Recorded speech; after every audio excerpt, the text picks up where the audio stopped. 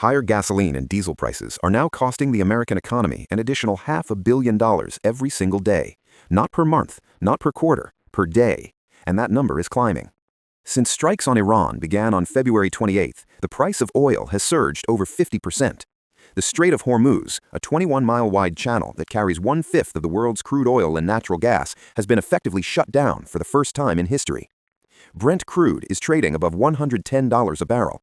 3 weeks ago, it was $70. But the price at the pump is actually the smallest piece of what's coming. There are 4 more waves of price increases heading toward your wallet right now, each one bigger than the last, and most people won't see any of them coming until it's too late to prepare. Here is what's happening to the economy, why your mind is working against you right now, and what that's going to cost you if you don't override it. Wave 1. Gas prices. Already here. The national average has jumped from under $3 a gallon to $3.70. In California, drivers are paying over $5.30. Diesel, the fuel that powers the 18-wheelers delivering everything you buy, has surged 36% to nearly $5.10 a gallon. The average American household spends about $2,500 a year on fuel.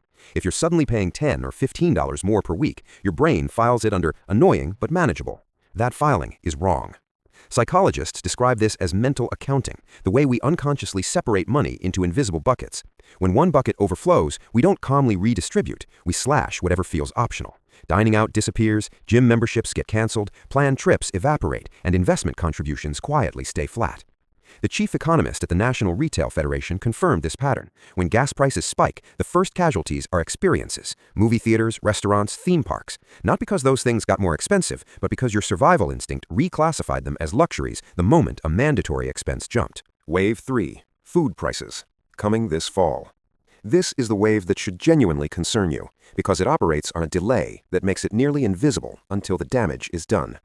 Fossil fuels account for up to 80% of fertilizer production costs. Iran, Qatar, Saudi Arabia, Bahrain, and the UAE, countries directly impacted by the conflict, are among the world's top fertilizer producers. 1/3 of the global fertilizer supply passes through the Strait of Hormuz, the same waterway that is currently shut down. The food you eat in September and October is getting more expensive right now because of inputs that farmers are paying a premium for this month. You won't feel this one until fall, by which time it will be too late to prepare for it. Wave 4. Airfare. Summer travel is going to hurt. Jet fuel has surged roughly 85% since the war began. Airlines from Qantas to SAS to India's biggest carriers have already announced fare hikes. Unlike gas prices, which fluctuate daily, airlines bake fuel costs into their pricing models months in advance. Those higher fares aren't coming down quickly, even if oil drops tomorrow. If you're planning a summer vacation, your ticket prices are about to hurt. Book what you can now, or recalibrate your plans. Wave 5. Interest rates. The one nobody has connected yet. The Federal Reserve was expected to start cutting rates this year, which would have lowered borrowing costs on mortgages, car loans, and credit cards. That expectation is now dead.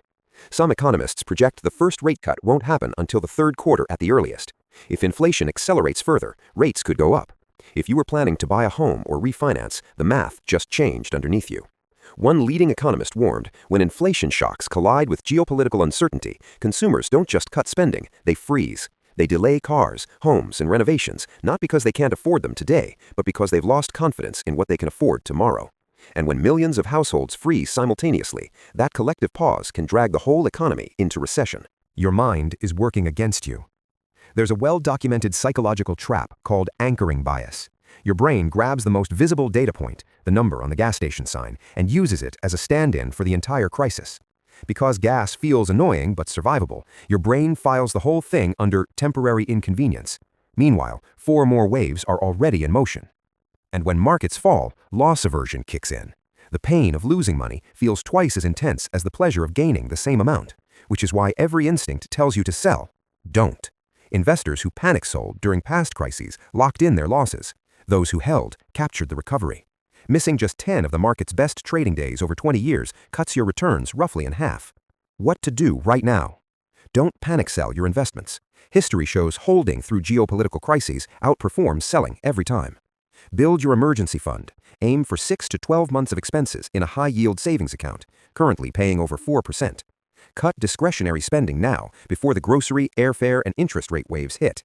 Keep investing on schedule. Dollar cost averaging means you automatically buy more shares when prices are low. The volatility is your discount.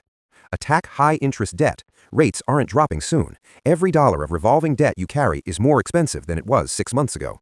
Your window is open right now. Use it.